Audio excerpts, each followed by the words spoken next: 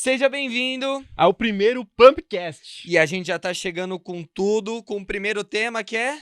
Por que as agências não dão resultado? E a gente vai falar um pouco sobre essa parte de agência publicitária, agência digital, CRM, estratégia, como vender na internet, né, Caião? É isso aí, principalmente se a gente vai falar o que não dá certo, a gente tem que mostrar um pouquinho do que dá certo pra galera, E né? o que a gente aplica aí no dia a dia, que a gente dá resultado para as empresas, né? Mas, antes de tudo, eu queria agradecer. Tô muito feliz de estar aqui, de estar nessa mesa, né, Caião? Só a gente sabe quando suou para estar acontecendo no nosso estúdio, com o nosso time maravilhoso. E, bom, bora lá. Eu acho que agora é o melhor momento para a gente dar o start na Pumpcast. É isso aí. E agora acho que é legal a gente falar um pouco do overview, né? Pra até a galera entender um pouco de como que tá o cenário, por que que não dão resultado. E eu acho que o que a gente vê muito hoje é dois tipos diferentes de perfis aí de profissionais no mercado. Um deles é aquele que começou a estudar sobre marketing digital, começou a estudar sobre ferramentas. Você olha pra ele e fala, caraca, esse cara é um especialista no digital, mas ele nunca teve experiência com vendas. O cara nunca vendeu ali, então ele não tem essa expertise. E de outro lado, a gente vê agências que têm muita noção, que já têm experiência, têm anos no mercado, mas elas não têm o conhecimento digital, elas não se adaptaram ainda, né? Às vezes está meio acostumado com aquele jeito de TV, um pouco de branding, não entendeu ainda como o algoritmo funciona e como ele pode fazer para vender. E você tocou num ponto importante que, querendo ou não, tá tendo uma mudança muito grande, porque quem tá mandando no marketing hoje é o algoritmo, né? E o algoritmo, ele tá dando mais liberdade para as pessoas escolherem o que elas querem consumir e também esse espaço de gerar realmente a conexão de ser um vídeo e não uma propaganda. Total, acho que o publicitário que está aí ouvindo que você tem que aprender é que hoje as pessoas têm o poder de te ignorar. Se ela quiser, ela te arrasta para cima e já era. Né? Eu acho que a grande questão todo mundo sabe que o algoritmo é muito bom. Acho que isso já tá num senso comum, assim. Você vê, pensou em TV, do nada começa a aparecer anúncio de TV na sua frente, você fala, caraca, como esse algoritmo? Ele deve estar me ouvindo, deve ter algum lugar com câmera aqui. Mas a grande questão não é como o algoritmo faz isso, mas como o empresário que está por trás daquela TV faz o algoritmo entender o que ele quer vender para ele fazer isso com a gente. Boa, mas aí você vai ter que dar uma segurada, porque a gente vai falar muito sobre isso aí, que o Caião tocou num ponto-chave. E assim, hoje tem muitos profissionais agora falando das agências digitais. Um exemplo, pessoal que mexe, que gerencia em anúncios. Muitas pessoas estão ali, sabem mexer nas ferramentas ADS, o Google, o Meta, enfim, TikTok, só que não sabe ler uma métrica, não sabe traçar um perfil, não sabe traçar uma estratégia. Isso faz muita diferença também, porque não é só colocar o dinheiro, não é simplesmente, ó, põe esse valor investido aí que você vai ter resultado. Não, você tem que justamente entrar nesse ponto que o Caião falou, que a gente vai abordar um pouquinho mais para frente, que é como que eu vou fazer o meu produto chegar no meu cliente certo? E uma coisa que a gente até vê disso, de mudança de cenário, a gente tem um pouco de experiência até com anúncio de TV, né? E a gente já viu que eles não entregam métrica nenhuma, né? Ó, essa foi o pico de audiência que estava mais ou menos ali na hora, ou às vezes é uma média, e é isso. E hoje com rede social a gente tem muita métrica que a gente pode utilizar e a gente pode utilizar isso a nosso favor. E tem muitos profissionais que ainda não entenderam como utilizar isso, né? E hoje aqui na Pump o que a gente mais utiliza é dados, né? Isso, e também dando um overview geral, já que a gente falou de várias áreas, a parte de produção também. Tem muita gente presa ainda no passado, que é aquele modelo anterior do oi, tudo bem? Como que você tá? Eu sou o Pedro. Cara, funciona? Eu já nem gostei de você, já não quero saber e passei para baixo. Já era, passou, que é o que o Caio falou. Todo mundo tem poder de escolha hoje, o poder de ignorar se eu quero consumir ou não. Então nós temos que chamar atenção e o mercado está mudando muito rápido, né?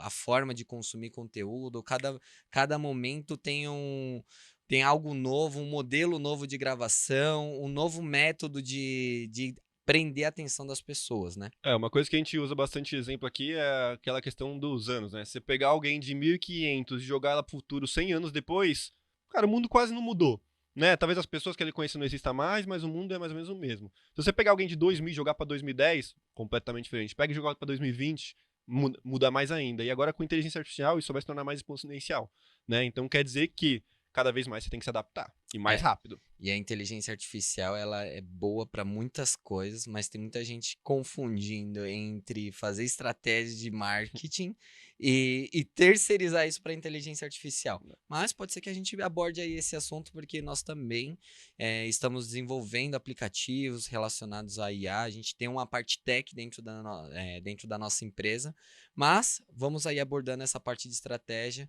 e dando esse overview geral para a galera conhecer a gente, conhecer um pouco do nosso trabalho e como que a gente gera resultado para os nossos clientes, É né? isso aí. Acho que antes da gente até falar um pouco sobre estratégias, um pouco melhor para se aprofundar nisso, é legal acho que as pessoas conhecerem quem são nós aqui falando, né? Por que que elas deveriam ouvir a gente? Então, Pedrão, conta um pouco aí de você. O que Porra, você passou nessa vida aí para estar sentado aqui hoje? cara, já suei muito a camisa para estar aqui. E eu sou justamente o que você tinha falado, né?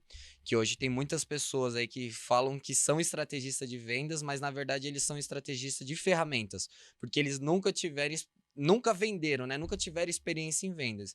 Então a minha carreira, cara, ele se iniciou na parte comercial. Então, Caião, eu comecei minha vida junto com meu irmão. Minha família, inclusive, é muito comercial. Comecei com meu irmão vendendo coberta, vendendo roupa. Então, cara, a gente ia em mercado, a gente ia em posto de saúde, a gente começou ali no tete a tete com o cliente. Porta em E porta, vendedor por- raiz. porta em porta, vendedor raiz. E através desse meio, no momento que eu tava vendendo, me surgiu uma oportunidade para entrar numa grife. Isso eu era bem novo, viu, gente? Eu era menor de idade. Isso eu tinha uns 16, 17 anos ali. E ali, quando eu tinha 17 anos, estava para fazer 18, recebi uma oportunidade para entrar numa grife brasileira, né? Que é uma marca muito renomada, já tinha anos de mercado. E ali foi um momento que deu um profissionalismo para mim. Porque eu comecei como vendedor extra, depois aí eu fui performando, cresci dentro dessa empresa, fui melhor vendedor do Brasil. Dentro dela tinham tinha franquia, tinha várias lojas dentro da rede. Virei subgerente, virei gerente, virei melhor gerente da rede. Isso foi bem bacana, do Brasil, inclusive. Isso aí E você já tava bem, com quantos anos? quando eu virei gerente, eu estava ali em torno de 20 anos. Então, Legal. assim, tudo aconteceu muito rápido porque eu me dediquei muito. Então, eu sempre me espelhava nos bons vendedores e ia absorvendo o que eles faziam para poder aplicar em mim, né? Legal. Para que eu poderia aprender mais rápido, vender mais. E, assim, o que sempre me motivou foi números, né? Então, não existe vendedor que não entrega número. Vendedor que não bate meta, ele simplesmente sai, né? Então, eu, graças a Deus, nunca tive problema em relação a isso, porque eu sempre corri atrás e sempre fui me aperfeiçoando, né? E desde que é dessa trajetória, eu fui de vendas à gestão. Então, por isso que eu falei que foi um ponto primordial na minha vida, que antes a minha preocupação era só venda. Depois eu tive que fazer um time vender, né? Então, dentro disso, eu aprendi a lidar mais com pessoas, aprendi e ensinei também pessoas a performarem melhor, a organizar uma linha de raciocínio, porque existe uma linha de raciocínio para que a gente faça uma venda, né? Para que a gente trabalhe a persuasão com o nosso cliente de uma forma natural. Porque ninguém quer ter aquela sensação que, pô, o Caio tá me vendendo alguma coisa aqui. Não. Um bom vendedor, ele vende sem que a outra pessoa perceba, né? Então, desse período, eu aprendi muito, participei de Fashion Week, enfim. Recebi uma proposta para desenvolver um projeto no Paraguai. Então, ali foi uma outra. Eu acho que assim, esse foi uma outra virada de chave na minha vida, porque eu fui para um outro país, falar uma nova língua, que eu nem imaginava que eu ia parar lá. Então, eu acabei desenvolvendo restaurante e posto, inclusive, é um dos maiores do Paraguai. Foi um período que eu lidei com uma cultura totalmente distinta, treinei a equipe. é, Realmente, naquele momento, a gente inovou naquela região. Eu morava no interior do Paraguai, o nome da cidade aí é Campo Nove, se alguém conhece Campo Nove, tá aí. Inclusive, foi um dos grandes desafios, porque eu tinha que treinar um time para eles passarem uma experiência que eles nunca viveram, né? Porque quando a gente fala de sair do Brasil e ir para os Estados Unidos, a gente está falando de viver coisas novas, de experiência de primeiro mundo. Agora, quando a gente fala de sair do Brasil e para o Paraguai, a gente fala de momentos totalmente distintos, né? Então a gente fala de um Brasil de 20, 30 anos atrás, e eu tive que treinar esse time, ensinar eles, aprender sobre cozinha, aprender sobre cardápio, como ter um menu que também a gente vai ter um bom resultado, que o cliente vai sentar, vai querer pedir, vai ter um bom atendimento, a comida vai chegar quente. Então, assim, era uma equipe de 50 pessoas que funcionava, o restaurante funcionava das 6 até meia-noite. Então, assim, foi um outro período de aprendizado. E aí eu sempre tive vontade de empreender e eu já tinha bastante conhecimento nessa parte comercial, sempre me destaquei. Aí a gente acabou abrindo também junto com o meu irmão, com o Renan também, que é irmãozaço, que mora ainda no Paraguai, do ramo agro. E a gente abriu uma marca de carne também. Então a gente tinha desde a produção de confinamento, eh, desde a parte de produção realmente de desossar, de embalar a vácuo, de distribuir. Então eu ficava encarregado da parte comercial, mas eu aprendi todo esse processo. Então foi uma outra virada de chave que eu entendi um outro mercado. Eh, Cara, basicamente a minha vida é comercial, né? Então, nesse foi um outro ponto.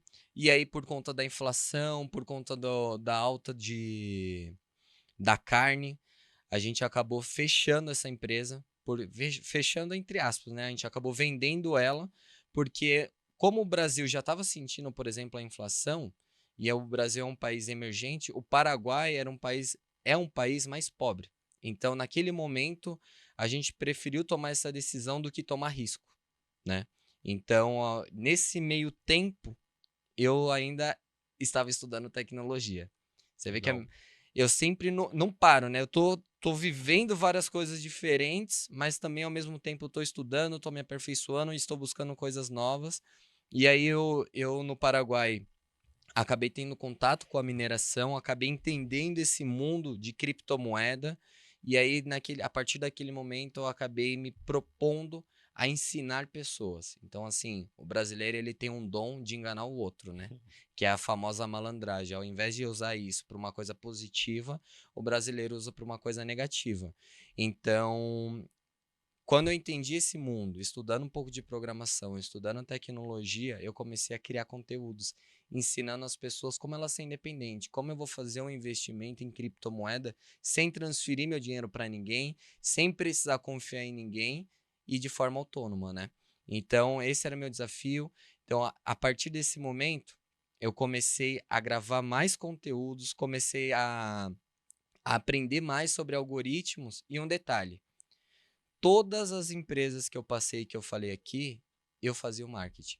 Porque eu sempre tive uma dor, Caião, que era contratar uma empresa de marketing. O cara, eu chegava para contratar, a pessoa vinha, a empresa vinha, enfim, e aí falava todas aquelas coisas técnicas, mas eu não via conexão com o meu cliente. Por quê? Faltava visão comercial. Talvez era muito publicitário, né? A gente nem tá falando muito de digital, mas aí, a partir disso eu gravava vídeos, eu entrava em contato com os nossos clientes, enfim, eu fazia de tudo para que a gente chamasse atenção com a minha visão comercial. E quando eu uni isso com uma criação de conteúdo mais profissional, aí o jogo virou.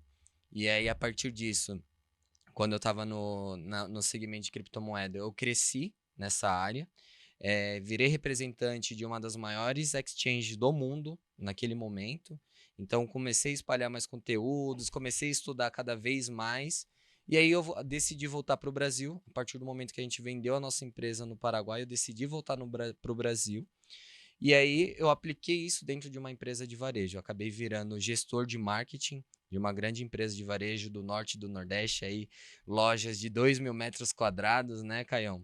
E aí foi um desafio onde eu aprendi muito sobre o norte, o nordeste, fechava a TV em todo o Brasil, do norte e nordeste, fechava a TV na Bolívia, então foi uma outra experiência e realmente casa, que a gente vai sentindo esses mercados e vai sentindo essas áreas diferentes e a gente vê um ponto que cada região é uma região, E cada tipo de comunicação é um tipo de comunicação. Você parece que só porque você mudou de país, muda a cultura, e as pessoas acham que, pô, agora que eu tô na internet eu posso vender pro Brasil todo, mas não entende que o Brasil é muito grande. Tem culturas diferentes, formas de falar diferentes, e as pessoas vão se identificar com pessoas diferentes. Totalmente. Tanto é que eu tinha um time de influencer em cada. Por mais que seja norte e nordeste, eu tinha um time de influencer de cada cidade ou então de cada estado. Porque eu precisava me comunicar, eu precisava estar mais próximo do meu cliente. Então não adianta pegar uma pessoa de São Paulo para falar com uma pessoa do Tocantins, por exemplo. São comunicações diferentes, são gírias diferentes. Então, assim, esse é o lado positivo que eu consegui absorver muito e também Legal. provar essa parte de televisão, que nem você falou, pô, quando eu vou subir, eu vou fazer eu tenho um bucket gigante para investir em mídias digitais e mídias offline, que é TV e rádio. Eu hoje prefiro muito mais investir em digital, por quê? Porque eu tenho métricas. Eu consigo tomar decisões mais precisas. Quando eu fecho um anúncio na TV, eu fecho a minha grade, pronto, vai passar, eu não sei quem viu, eu não sei quem se interessou, eu não se hoje tem um QR Code, né, mas nesse decorrer as pessoas não tinham o hábito, então, pô, nem a pessoa ia na loja nem sabia o porquê. Não dá pra fazer remarketing. Não dá para fazer remarketing, então assim, tem vários pontos aí que acabam fazendo com que eu fosse me especializando cada vez mais no digital. Legal. E bom, da minha parte, de forma resumida, é isso, né? Eu queria escutar um pouco de você também, Caião. Me conta aí, conta pra galera quem que é você, da onde você veio, conta pra nós. Então, bora lá. Eu sempre gostei muito de venda, mas eu acho que isso era uma coisa um pouco natural, assim. Eu nem sabia que era venda. Mas na escola eu gostava muito de ficar vendendo figurinha, de ficar vendendo brinquedo, essas coisas. Depois também ficar sempre cara de pau, então ficar pedindo mesmo. A gente, aí eu tô vendo que sobrou um dinheiro aí, dá um pra me comprar o lanche. Então eu nunca ganhava dinheiro do meu pai, mas Carudo. eu sempre comprava lanche, chocolate, tudo que tinha. Mas foi algo natural, né? Não era algo que eu pensava, vou ser vendedor ou algo desse tipo. Eu lembro que eu pensava até em marketing, eu falava, nossa, é uma coisa legal e tal, mas não sei se eu sirvo pra isso e tudo mais. Olha, mais, agora eu tô aqui, mas naquela época eu não sabia disso, né? E quando, inclusive eu e o Pedrão, a gente se conheceu no ensino médio, né? Tá legal porque o nosso primeiro, na verdade, negócio foi junto, a gente nem sabia que a gente ia estar aqui hoje, Nossa, é né? verdade. Que foi uma festa que a gente precisava juntar dinheiro ali, tinha uma missão de juntar dinheiro para o final do ano, né? Do terceiro, né? Depois ali da formatura. E a gente pegou R$ 15 de cada um, acho que foi R$ 30 para comprar pulseira e a gente começou. R$ 30. E a gente começou a vender uma festa para todo mundo, e aí com o dinheiro que a gente foi vendendo, a gente foi comprando as coisas, no final virou uma festa gigante, com segurança, com som, com tudo. Salão de festa, não, isso daí foi legal porque eu acho que ali foi a primeira vez que eu realmente empreendi, né? Porque a gente era, na verdade, não, eu já tinha essa parte comercial, já tinha vendido algumas coisas, mas de fato foi a primeira coisa que a gente montar um fez, negócio meio. montou o negócio, mandou fazer as pulseiras, Tomou risco. vendemos para todo mundo falando que ia ser uma grande festa, não tinha nada alugado, não tinha nada comprado, a gente só tinha os R$ 30 e a gente fez o evento, as pessoas gostaram e a gente ainda lucrou. Ganhou dinheiro, né? O que importa. Eu acho Batemos que nosso objetivo. o bom vendedor é aquele que vende o que nem tem, né? Então, desde o começo a gente começou fazendo isso. E eu acho que isso foi uma experiência super massa. Mas depois disso, cada um seguiu sua carreira, seguiu seu caminho. Eu sempre pensava, já naquela época, em montar negócios. Não gostava da ideia de trabalhar para alguém, de ficar numa vida ali. Eu queria montar alguma coisa, eu queria desenvolver negócio. Nunca gostei muito de ficar fazendo sempre a mesma coisa. Então, com o negócio eu via que eu podia ter uma liberdade de trabalhar. Então, não sabia o que, mas eu queria ir para essa área. Eu acabei entrando na faculdade de gestão de negócios, né, da FATEC.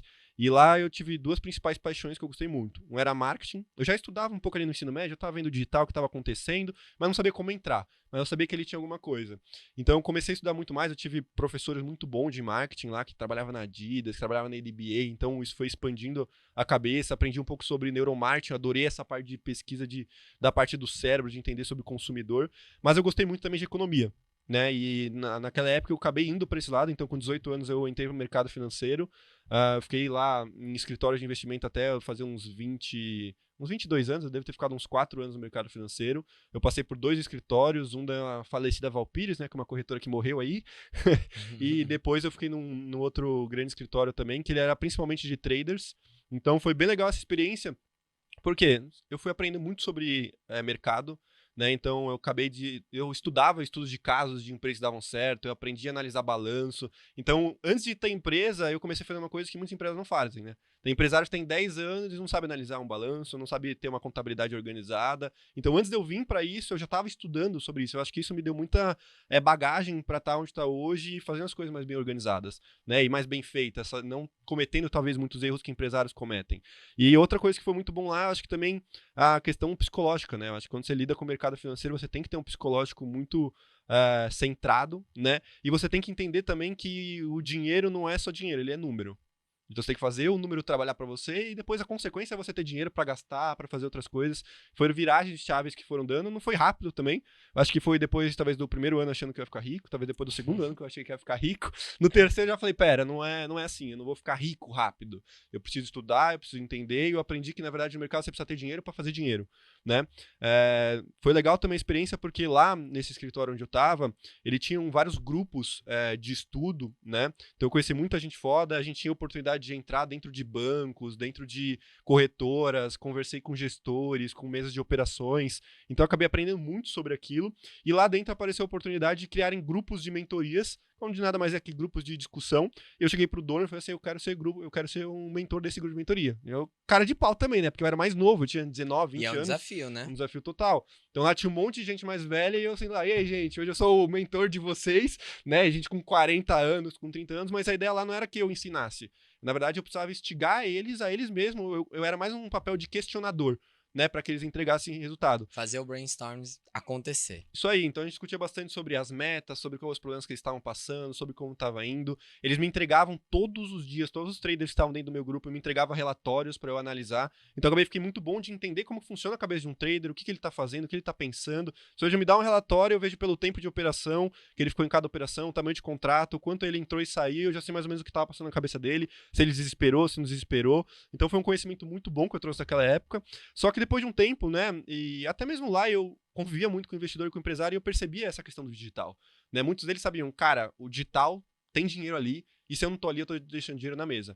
Já era meio que um senso comum, assim, também entre os empresários, só que eles não sabiam como. Ou eles contratavam um prestador de serviço que não dava certo, ou contratavam uma agência que não funcionava, né? E ficava nessa e eu comecei a estudar cada vez mais e falei, cara, eu preciso ir para esse lado.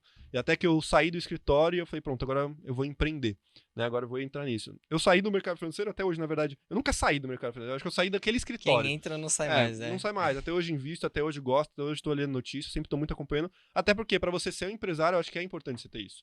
Né? Às vezes tem um empresário que ele tá aqui preso no mundinho dele, às vezes reclamando de política, às vezes reclamando do governo, mas nada mais ele não entende o que está acontecendo lá fora, o que está acontecendo no cenário, o que está acontecendo com taxa de juros, que isso, querendo ou não, vai refletir aqui no mercado. Ele tem culpados, né? Mas o que tá acontecendo, da onde veio a bomba, né? Ou da onde tá vindo a coisa boa, não sabe. Não sabe. E é importante essa visão, porque te dá uma visão macro, né? De, pô, eu vou investir em tal segmento, mas como esse segmento vai refletir depois que os juros abaixar? Por exemplo, agora que a gente tá vivendo numa era de juros mais alto, né? 13,25 agora que tá o Brasil. Então, é interessante você ter essa visão. Então, foram coisas que foram me agregando para hoje. Eu acho que eu sou o empresário que eu sou.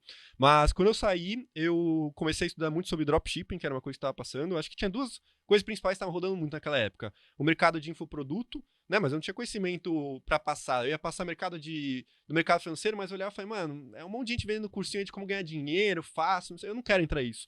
Eu até tinha um hobby naquela época que eu já tive um canal, acho que também foi a primeira experiência que eu tive, assim, como produzir conteúdo, porque eu tinha um canal, eu tinha um Instagram, que ali eu ficava produzindo conteúdo, mas por hobby mesmo, porque eu gostava, explicava o dia a dia, dava notícia, saía alguma coisa, eu produzia conteúdo. Mas quando eu saí de lá e eu fui pro mercado, eu escolhi dropshipping. Porque eu falei, pô, infoproduto não faz tanto sentido, eu não quero vender com afiliado, não tenho conhecimento, dropshipping é um produto que eu vou vender. Então eu posso trabalhar ele. Né? Então eu comecei vendendo alguns produtos, principalmente um produto, eu lembro que foi o único que me deu dinheiro, entre aspas, né? Mas que vendeu, que eu senti o gostinho, né? A gente falou melzinho na boca, passou, que foi um produto de massagem, né, que ele era com um choque, então comecei a vender, eu falei, caraca, que top isso daí. Aqueles produtinhos lá passando aí, você precisa. Mas, você tem dor? Mas foi interessante porque eu comecei a entender como que eu trabalhava a dor na pessoa, né, como eu pegava ela e demonstrava o benefício, porque eu fiz tudo sozinho, desde o site até a edição, até tudo sozinho não, porque na verdade meu irmão estava comigo dentro desse projeto, depois ele também seguiu outra carreira, hoje ele voltou a estar conosco, né, que ele é programador, mas dentro disso, o que eu conheci? Eu conheci sobre tráfego pago, fazendo isso, e eu gostei muito de tráfego pago, e eu percebi que se eu pegasse e conseguisse prestar consultoria para outras pessoas, tinha muita gente precisando daquele conhecimento, né, então o meu objetivo naquela época não era montar uma agência, porque eu já tinha também um preconceito com a agência. Pô, essas agências, eu já vi muito empresário, muito amigo meu que tinha negócio falando mal delas, então tinha esse preconceito que eu falei, bom, a melhor forma de eu aprender é com o dinheiro dos outros. Né, eu tinha um restinho de dinheiro, comprei uns cursos, comecei a me especializar, e aí eu comecei a buscar pessoas para alguns empresários para oferecer. Comecei a pegar um, comecei a dar resultado, comecei a pegar outro, aí esse foi indicando. Nunca fiz muito prospecção ativa, né? Mas acabou que vai crescendo organicamente. Acabei colocando, agregando pessoas para dentro da equipe, então comecei a contratar, estruturar um pouquinho melhor, mas me ideia era o quê? Eu vou aprender com o dinheiro dos outros, depois eu vou cancelar todo mundo e vou montar negócios meus próprios, né?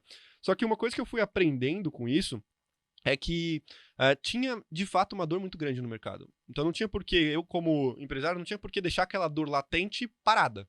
Né? E além de tudo, tinha muito empresário que era cliente meu que falava, cara, esse cara tem muito potencial. E ele depende muito de mim. Eu não posso deixar ele na mão assim, só sair e já era. Né? Então, nesse meio tempo, eu fui desenvolvendo negócios. Eu montei uma empresa de vinho, né, que era e-commerce.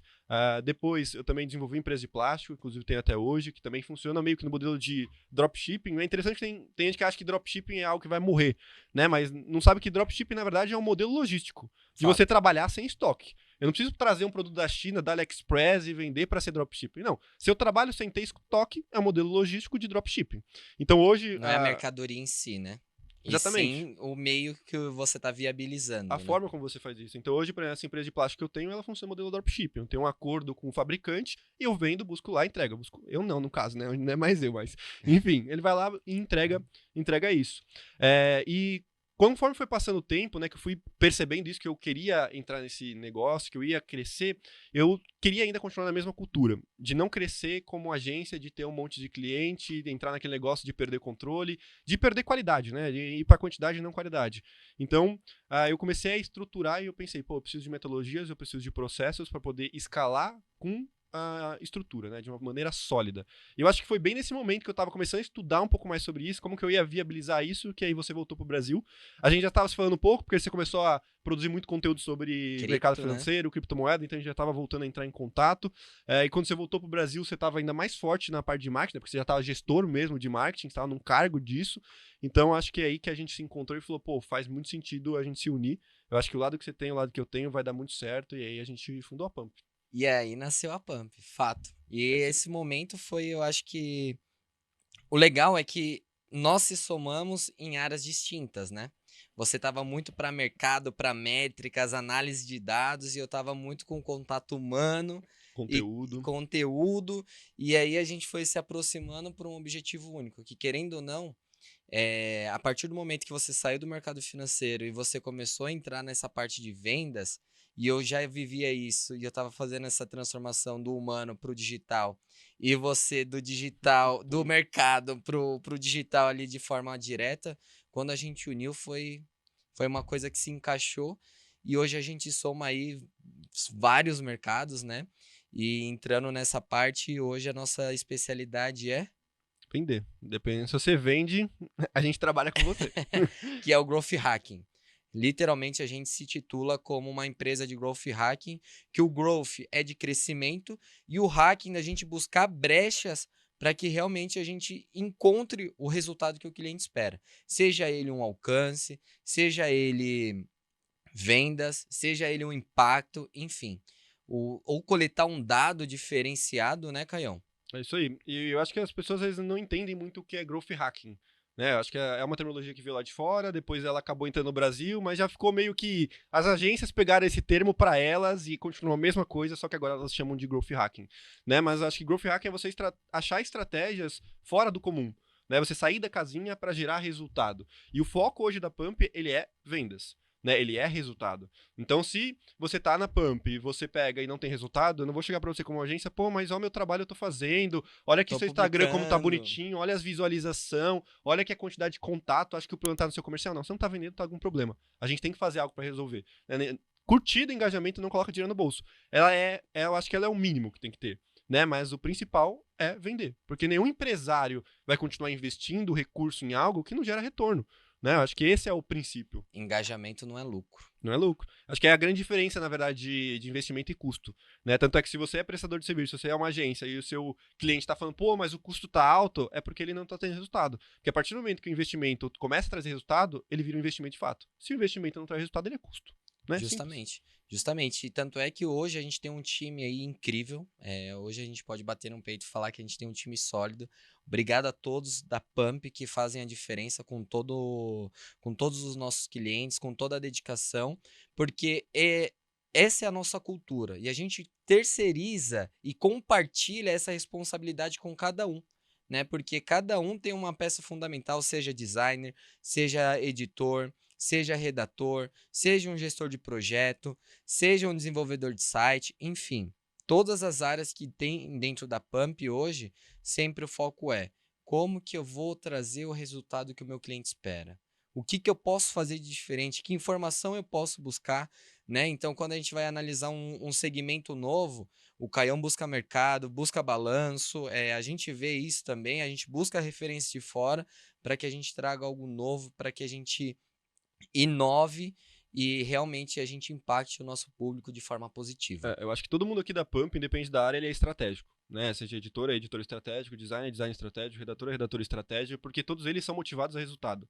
Né? E é até uma forma que a gente trabalha diferente da boa parte das agências. Isso, porque a gente quer trabalhar diferente, a gente quer ser diferente, entende que tem que ser diferente para trazer resultado, e outra porque a gente entende como as pessoas funcionam. E as pessoas funcionam através de motivação. A pessoa ela pode chegar no primeiro mês para você, né? E falar assim, cara, eu tô super motivado, tô no pique, não sei o quê. Tá bom, mas deixa ela 6 meses, depois começa a acontecer um problema na família dela, começa coisas de fora, e ela não vai estar na mesma motivação. Você tem que ter fatores para motivar ela, né? Então hoje todo mundo aqui da Pump recebe comissão, né? Então você vê muitas agências que fica a comissão parte no C-level ou parte ali na parte de gestão. O nosso não, é todo mundo. Então o designer ganha comissão, o editor ganha comissão porque o trabalho dele dá resultado. E isso é um ponto que muda muito entre nós, uma consultoria de uma agência publicitária e uma agência digital, né? Total. Geralmente tem um escopo fechado ali, olha, você vai ter tantos vídeos, vai ter tantas gravações, vai ter tantos posts estáticos, né? Para quem não sabe, é a imagem. E nós não, né? A gente, óbvio, tem uma média ali, mas se a gente tiver que produzir mais para que o cliente tenha mais resultado, nós vamos fazer. Né? Se a gente tiver que buscar gastar mais tempo, mais energia para fazer acontecer, nós vamos, porque nossa preocupação não é só em estar bonito. Eu acho que estar bonito é o mínimo, né? Quando a gente trabalha como profissionais, a gente contrata uma empresa de marketing, eu acho que o bonito é o mínimo, mas e sim a entrega, né? O que está me trazendo de retorno? Será que a minha empresa está crescendo? Será que eu tenho mais confiança para investir mais? Pô, será que eu posso inovar, eu trazer um produto novo? Então, assim, essa visão e esse time que realmente faz a gente diferenciar uma consultoria de uma agência de publicidade e uma agência tradicional de marketing digital. Total. Até para a gente poder, acho que entrar em estratégia, é isso que preenche uma lacuna que eu vejo. A gente faz pesquisa de mercado com nossos clientes, né? E uma das coisas que eles reclamam muito é ou falta de resultado, né? Ou é, na verdade, sentir que foi deixado de lado. Pô, eu pedia coisa para eles, não me entregavam, demoravam demais, tudo mais. E o fato da gente ter comissão é o que faz todo mundo não deixar nenhum cliente de lado. Né? Nenhum cliente é esquecido, porque a gente sabe que se a gente trabalhar ele vai dar resultado e a gente vai crescer. Né? Então, eu acho que esse é o principal fator. Tem muito, hoje em dia, felizmente, isso não é visto como uma barreira, mas eu vejo que muitas agências têm, pô, se eu pedir comissão, o cara não vai aceitar, não sei o quê. Cara, aqui quando a gente fala que tem comissão, o cara fala, legal. Eu vejo isso como algo positivo porque eu sei que vocês não estão importando como resultado. E é o que acontece, né? E Realmente, quantas vezes você pediu um aumento para um cliente? não acontece. Eu aumento, eu dou resultado e eu ganho mais dinheiro. Fato, essa é a diferença. Total. E agora falando um pouquinho de como que a gente faz isso, né? Eu acho que até entrando em growth hacking, acho que talvez para as pessoas entenderem um pouco melhor isso, acho que é melhor dar exemplo do que a gente explicar. Né? Porque acho que deu para entender, legal, é hack de crescimento, é isso, mas como que isso funciona na prática? Perfeito. Ótimo questionamento e a gente já começa que growth hacking, essa busca por crescimento, né? Não importa por onde eu tenho que ir, eu tenho que inovar e tenho que chamar atenção. Não é simplesmente venda em si, é dado, né? Então, vou dar um exemplo aqui de uma rede de escolas que nós temos do ramo da educação, que são nossos clientes, que é o quê? O que, que a gente faz de novo, além de trazer o cliente para eles? É buscar novos mercados para ele, que é o quê? Pô, agora a gente está em expansão. Aonde que eu vou comprar uma escola? Aonde eu vou montar uma escola? Então, nós traçamos perfis, a gente busca regiões onde esse cliente tá querendo implantar uma busca ali de perfil por região e a gente começa a testar antes de colocar qualquer investimento em terreno, em aluguel ou de se comprometer em qualquer coisa, porque através dos dados a gente já consegue tomar uma decisão mais precisa. Vamos dar um outro exemplo também, né, Caião? Evento, né? Evento aí tem nosso cliente do ramo automobilístico que, pô, ele foi fazer um evento no interior do Mato Grosso. E aí, pô, tá, ele tinha um stand menor, mas a concorrência dele tinha o triplo dele. Como que ele vai impactar mais do que a concorrência dele? E quando a gente fala de stand, a gente às vezes, pô, muitas vezes você vai num evento que você nem consegue ver tudo, né? Porque tem tanto stand, tem tanta informação que você não presta atenção. Então, o que que a gente fez? Fez uma estratégia para que a gente impactasse só o público daquela geolocalização, para que todo mundo conhecesse ele e quando chegou no evento, gerou aquele gatilho do quê? Ah, eu te conheço. Pô, você não é o cara lá do vídeo tal? O rapport já estava feito. O rapport já estava feito. Então, essa barreira que a gente tem de início no evento, a gente quebrou. Eu acho que isso é um pouco da essência do que é growth hacking. Total, e entra mais do que às vezes a pessoa olha pra gente, né, e fala, pô, é o pessoal de marketing digital, mas é muito mais do que só digital. Digital é uma ferramenta, hoje é a melhor ferramenta que a gente tem para poder divulgar, mas não é só isso, né? Isso demonstra que foi uma sinergia. As vendas lá não foram fechadas pelo digital. A gente usou o digital para exponencializar o resultado que ele tinha no orgânico. Então as pessoas não compraram no digital, não chamaram no mensagem no digital, mas quando chegar lá no presencial ele fala, pô, eu te conhecia. E uma outra coisa que eu acho que exemplifica bastante isso é uma empresa que inclusive a gente está em negociação, né, para entrar dentro dela junto para poder desenvolver, porque aqui na Pump hoje a gente tem um pouco de um braço de aceleradora, né, onde entra junto o negócio como sócio para poder desenvolver ele. E essa empresa ela vende produtos de prateleira. Né? Então você tem uma padaria, você já não vendeu os produtos do dia, ou você vai jogar fora, ou você não tem o que fazer. Né? Porque hoje em dia você não pode nem dar para as pessoas, porque se tiver estragado alguma coisa, você leva um processo. Então o que essa empresa faz? Você se cadastra nela como se fosse um iFood da vida, né? E você pode anunciar os produtos que estão no final do dia, né? Que ainda são produtos bons, mas ela precisa dispensar. Com uma sacolinha surpresa, Uma né? sacolinha surpresa. É um ótimo produto e a gente estava pensando, como que a gente vai expandir isso? Até porque é uma startup. E startup não tem recurso para ficar investindo de... Claro, se não tiver, como são o iFood da vida, que tem um fundo ali, um private equity injetando capital pra caramba nela, né? Se não for isso, ela tem que crescer de maneira eficiente, completamente eficiente, porque o dinheiro que ela investir tem que retornar para ela investir mais. Se não retornar, ela não investe mais, né? Não E sobrevive, a né? estratégia que a gente fez dentro disso, então, era o quê? Vamos pegar uma região, vamos identificar uma localização. Para isso, inclusive, a gente pode fazer testes em localizações diferentes para definir qual é essa localização que a gente está fazendo e vamos moldar aquele ambiente. Porque hoje com a internet as pessoas parece que não pensam nisso, mas você pode moldar ambientes com a internet. O valor que você paga por pessoa é tão barato que se você fazer isso numa pequena região, você molda aquele ambiente. E a estratégia é o quê? A gente começa a anunciar pessoas entrando em restaurante, né? Então esse era o vídeo. Pessoas entrando no restaurante perguntando, você tem tal empresa? Ela fala, pô, não, a gente não tem. A pessoa, tá, tudo bem, então vou embora.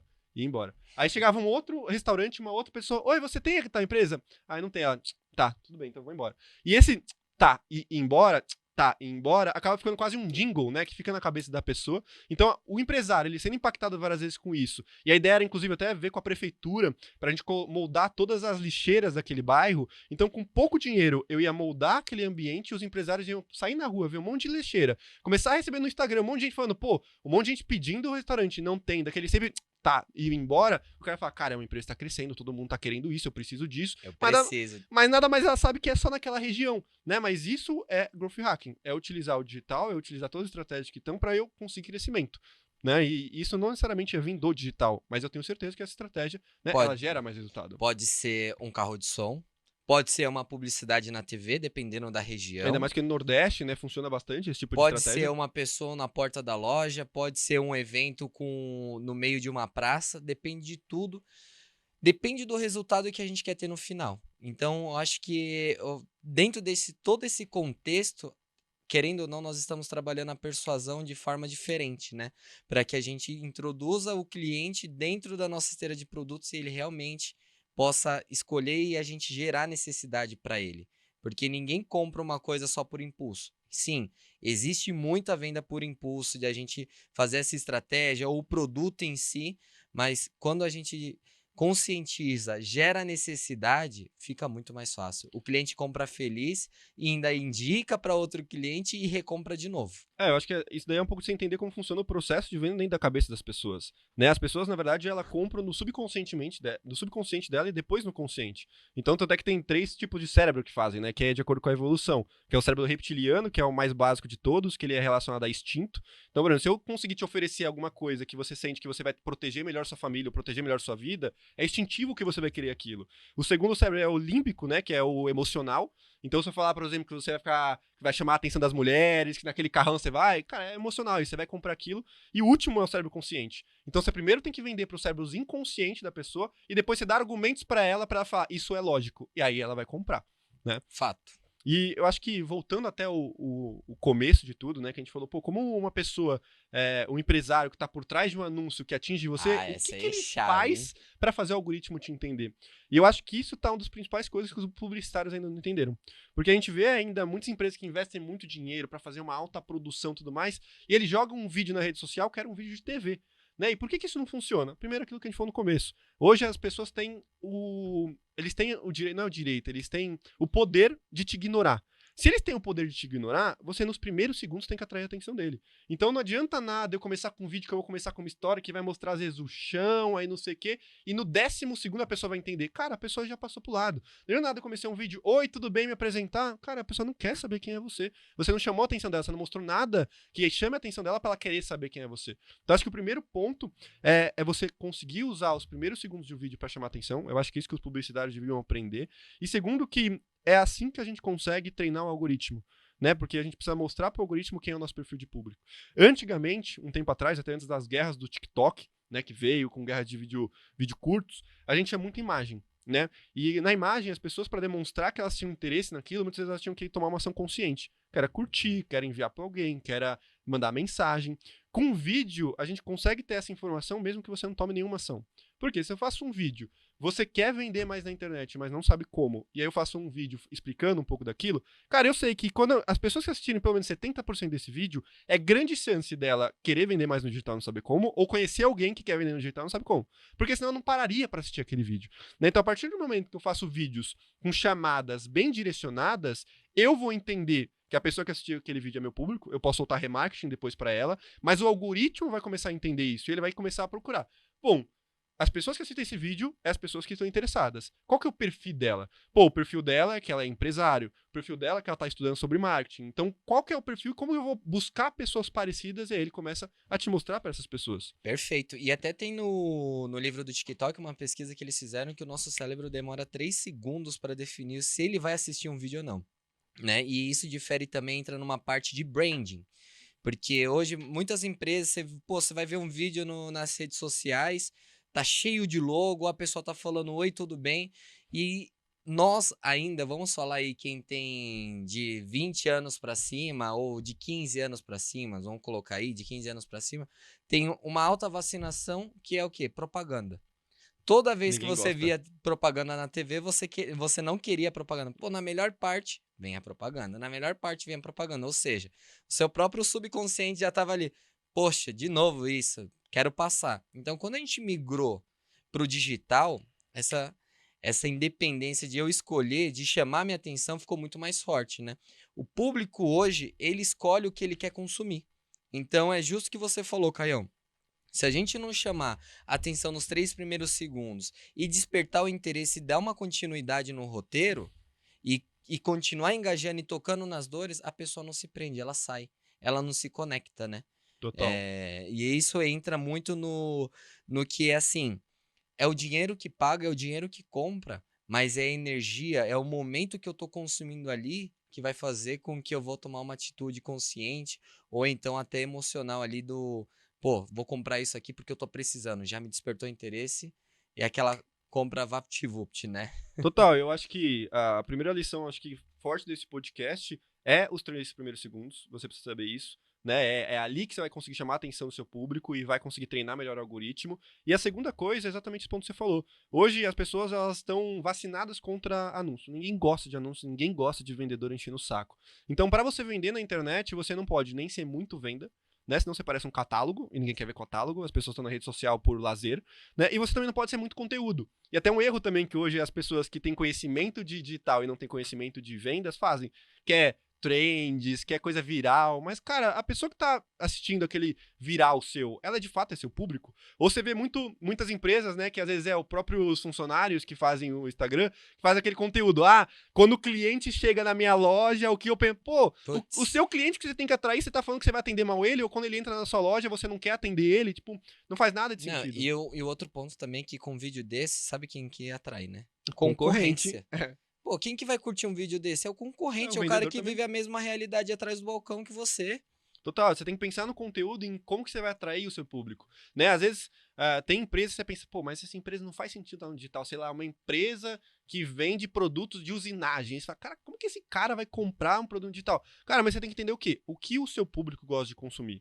Não necessariamente você tem que produzir só coisas sobre o seu produto, mas se você produzir coisas que seu público quer consumir, quando você for vender seu produto, ele vai ver. Ele vai falar, caraca, essa empresa é top, ela sempre posta conteúdo legal, pô, ela me dá ideia, você vende um produto nada a ver, mas você dá ideia de gestão, você dá ideia de liderança, você dá ideia de como que aquele segmento tá, então é coisa que o empresário, ele tá interessado. Então, consequentemente, ele vai ver a sua empresa com outros olhos, né? E eu acho que é exatamente esse meio termo que tem que ter. Você tem que produzir um conteúdo que vai agregar valor pra pessoa. Eu acho que a principal coisa hoje é isso. É agregar valor, você primeiro dá pra depois receber. E na internet isso ficou mais claro do que nunca. Então, quando você vai produzir um conteúdo, você tem que agregar valor, você tem que fazer a pessoa gostar do conteúdo, você tem que informar ela, você tem que fazer ela falar, caraca, como é top isso, pra ela começar a ficar interessada com você. Né? Então, nem muito venda e nem muito conteúdo. Você tem que criar conteúdo para conscientizar a pessoa até o momento dela perceber que ela precisa do seu produto. Fato. E isso entra também que quando a gente tem essa visão e nós diluímos isso dentro da estratégia, cada vídeo tem uma intenção. Vai ter o vídeo que ele vai engajar, vai ter o vídeo que ele vai ter que vender, vai ter o vídeo que a gente vai ter que gerar essa sinergia entre chamar atenção e despertar a venda.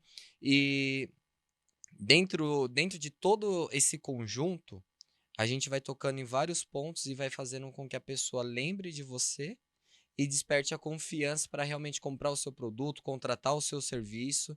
Então, cara, isso é muito do que a gente faz e entra também na parte de persona, né? Que com a facilidade de criar conteúdo, essa barreira que diminuiu através da internet, muitas empresas hoje traçam persona. Olha, Caio, qual que é? Você trabalha em que área? Ah, você trabalha na área X aqui. Então, ó, me fala um pouco. Vamos dar um nome aqui para o seu cliente. O que Joaquim, acha que ele faz nas horas vagas? Mariano, o que que ele faz na hora vaga? Cara, meu cliente joga tênis, tá? E quem disse que o seu cliente joga tênis? Ah, não, meu cliente anda de regata e vai pra academia toda segunda. Pô, quem disse isso?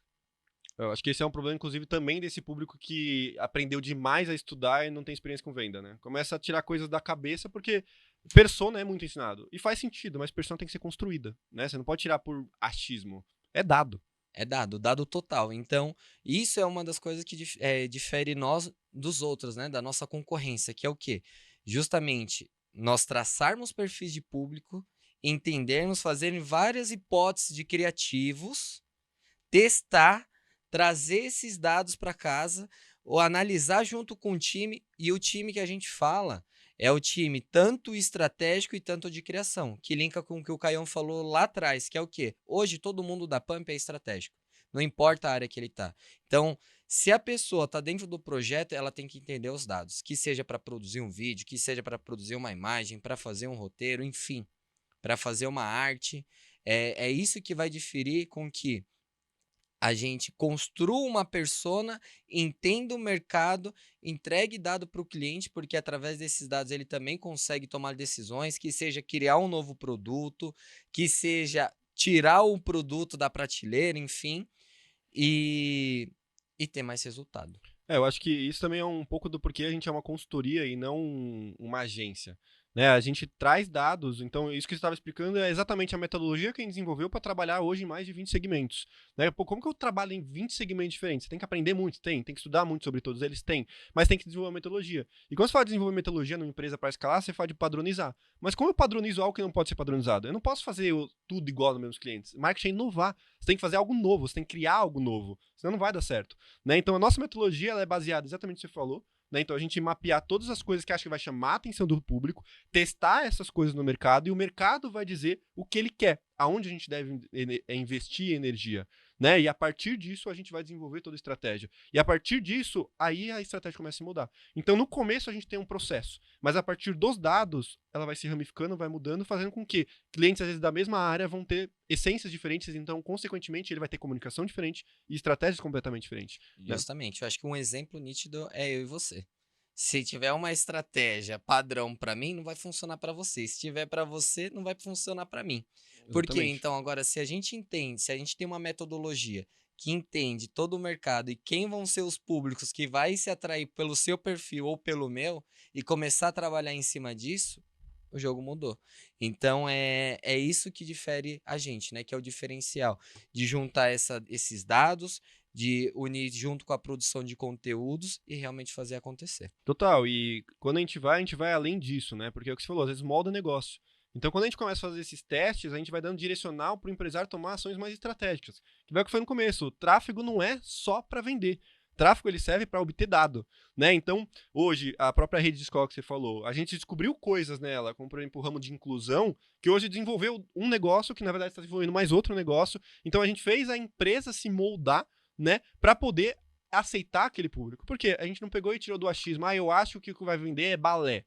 Não, eu soltei no mercado, o mercado me disse, eu entreguei para a empresa se adaptou e conseguiu vender. A outra coisa que tem exatamente disso, que eu acho que pode ser uma outra lição também daqui, é que não é só anúncio que vai vender. Além de dado, é todo conjunto. Uma coisa que eu tinha quando eu era só gestor de tráfego, que é, eu tô fazendo meu trabalho, eu tô fazendo exatamente a mesma coisa que eu tô fazendo aqui, eu tô fazendo aqui, por que esse não tá dando resultado? Porque é o conjunto. Exatamente, não é só digital, é todo o processo que você tem dentro da venda. Então hoje, que é um dos motivos também da gente ser uma consultoria, a gente vai analisar toda a empresa. Parte de venda. Mas às vezes para eu vender, eu preciso lidar com o empresário. Eu preciso lidar que para ele crescer, ele vai precisar montar, às vezes, uma produção maior, ele vai ter que melhorar a parte logística, ou às vezes ele é um empresário centralizador e a gente tem que trabalhar ele para ele conseguir delegar tarefas, porque só assim ele vai conseguir escalar, né? E às vezes vai do quê?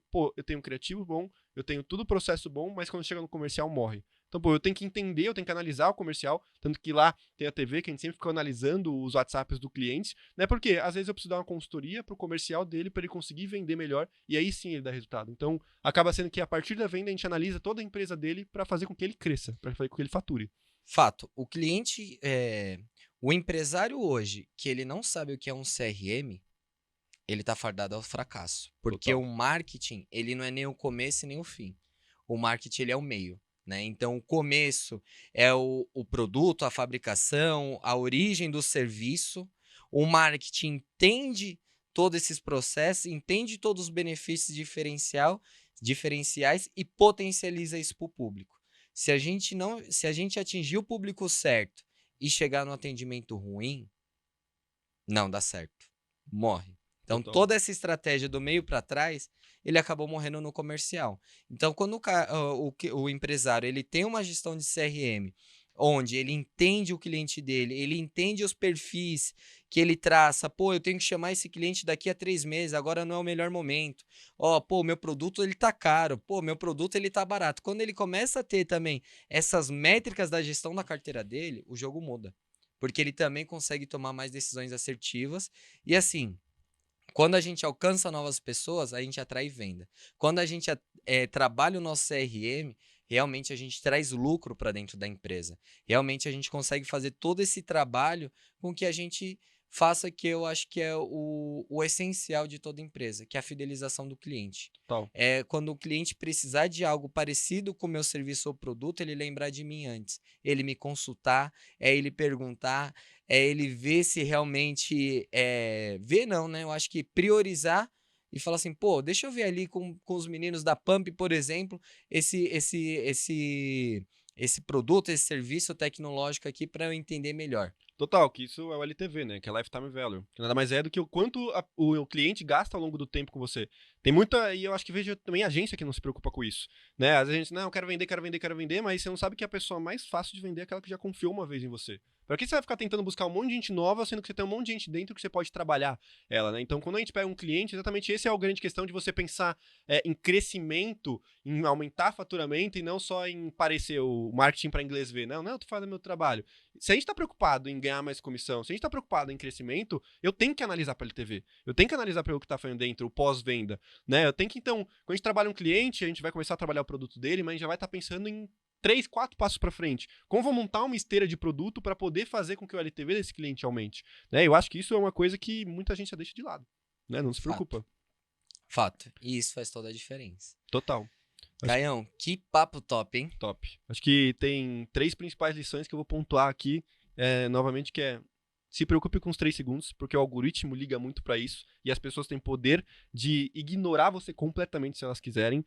Para você vender na internet, você não pode ser um vendedor. Então é uma mistura entre venda e conteúdo, é agregar valor, é conscientizar ela, é você dar antes de receber, porque assim a pessoa vai querer comprar de você. E por último, acho que anúncio não serve só para vender, né? Marketing digital não serve só para vender, é principalmente para obter dado, né? Em cima de dado você vai tomar ações mais inteligentes. E eu acho que o CRM também é isso. Além desse processo de relacionamento com o cliente, ele te dá dado, ele te mune de dado. Você começa a entender como cada um dos seus atendentes está funcionando, como cada um dos seus clientes está demorando para atender, quanto tempo. Pô, tem gente que trabalha com o ramo, por exemplo, de imóvel, e você pergunta para ele: quanto tempo demora para o cliente chegar do momento que ele te conheceu até te comprar? Não sei, pô, isso não tem um CRM. Você Da onde ele veio? Você marca o quê? Etiqueta no WhatsApp? Tem alguns que nem isso fazem, né? Então acho que essa parte de dados que o CRM traz também é fundamental para o negócio. Cara, tudo isso são...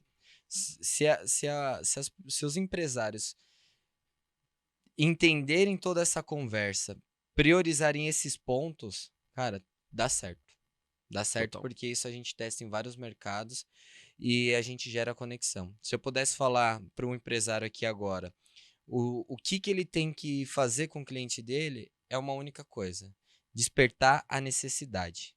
Faça com que a pessoa precise do seu produto ou do seu serviço, através de informações, através de compartilhar características do seu produto ou do seu serviço, e também de agregar valor para a sociedade. Porque quando você compartilha o bem ou algo a mais do seu produto, e para que as pessoas entendam, ela desperta interesse, você conscientiza e automaticamente você já fez todo o processo da necessidade. Total, e isso é uma coisa que erram muito, inclusive com a pergunta para o empresário, né? Quando você olha para sua rede social, para o seu site, para o seu posicionamento digital, porque hoje quem não está na internet não existe. Você vai pesquisar alguém no Google, ele não está, você supõe que ele morreu, né? Se a pessoa olha para o seu digital, ela consegue entender exatamente o que é o seu produto. Quando você vende isso, normalmente empresários vendem muito bem o produto dele, né? Então você conversa com ele e você, caraca, que produto incrível. Mas quando você vai para a rede social, você consegue entender tudo isso que você vende. Se você não está fazendo isso, tem alguma coisa errada. Você precisa informar todas essas qualidades e esses benefícios do seu produto para vender, né? Fato. Então, acho que é isso. Esse é o primeiro ponto. Acho que a gente tinha saliva pra falar aqui mais umas 5 horinhas, pelo menos, pegar cada um né? desses temas e destrinchar. Mas acho que vai ter oportunidade, né? Esse é o primeiro, a gente deu um overview sobre muitas coisas, mas acho que vai ter podcast pra gente falar um pouco sobre metodologia, para explicar um pouco sobre estratégias mais específicas. Aqui a gente vai falar sobre muita coisa, né? Porque a gente tá envolvido com muita coisa, então a gente vai falar sobre negócios, sobre investimento, sobre tecnologia, sobre marketing, sobre estratégias. Então aí quem estiver consumindo a gente vai receber muito conteúdo rico. Além de também, né, esse estúdio aqui, ele está disponível se precisar fazer o seu podcast. A gente trabalha com isso. Se você precisar também aumentar a sua venda, pode chamar a gente, que a gente vai ter o maior prazer em entender e estudar profundamente o seu negócio para desenvolver uma estratégia que vai gerar resultado. Se você quer aumentar o seu alcance e aumentar a sua autoridade, o podcast é uma ferramenta fundamental para você. Então, se você precisar, fale com a Pump. Se você for de São Paulo também, né? Até agora, desculpa, eu vou ter que pegar um minuto para contextualizar isso, mas uma coisa interessante que as pessoas talvez não entendam do porquê o podcast ele é tão importante, e acaba sendo um dos motivos da gente montar isso, é porque ele é estratégico em diversos fatores. Primeiro, que ele facilita na produção de conteúdo. Esse podcast vai virar vários cortes. Isso vai para nossa rede social, vai para o Shorts, vai para o TikTok, enfim. Isso facilita a nossa produção de conteúdo. Segundo, que um dos segredos do marketing é você transformar segundos em minutos, minutos em horas. Se eu tenho um conteúdo longo, eu pego um corte que a pessoa vai se interessar e ela vai querer assistir um conteúdo mais longo. A pessoa que assistir esse conteúdo até o final, ela vai criar uma conexão muito maior do que a gente, do que uma pessoa que só está assistindo o vídeo no Instagram. Então, se você faz isso, você aproxima as pessoas de você, você demonstra muito mais conhecimento, coisa que ela não vai conseguir entender em vídeos curtos ou em stories, né? E eu acho que com isso, aproximando a pessoa para dentro de você, você vai conseguir vender muito mais. E o último motivo, que é uma das coisas que a gente faz, é network. Né? Todo mundo quer aparecer no podcast, então a gente aqui vai começar a trazer muitas pessoas fortes, já tem algumas pessoas para listas, inclusive, e isso aumenta o nível de network. Empresário, empreender e ter negócios é você fazer network. Vai vir muito convidado fera aqui para compartilhar muito conhecimento com vocês. E não é só de digital não, viu? É de negócios e é para realmente expandir a mente e compartilhar conhecimento E é o que a gente falou aqui esse podcast inteiro, é agregar valor para você que está nos assistindo. É isso aí. Então, se você gostou desse podcast, como sempre, tem um botãozinho aqui que você curte para mostrar para mais pessoas, envia para um amigo que tá precisando. E se precisar de alguma coisa, chama a gente que a gente tá à disposição. E não esquece de se inscrever no nosso canal. É isso aí. Fechou? Valeu, gente. Até a próxima. Valeu!